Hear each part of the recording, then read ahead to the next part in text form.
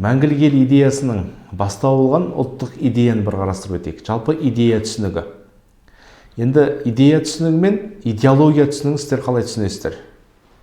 Жалпы идея бұл белгілі бір ұлттың жалпы жағдайын қарастыру үшін және сол кезеңдегі халықты біріктіру үшін алғашқы бір ұсыныстар тасталады.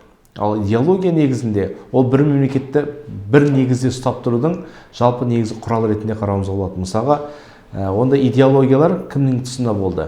Қарапайым түркі халықтарында көк бөріні немесе Шыңғыс хан тұсындағы тәңіршілдік, мысалға, егерде маған қарсы шыққандардың тәңірге қарсы шыққандардың, яғни осындай бір идеология негізінде жүзеге асырылған еді.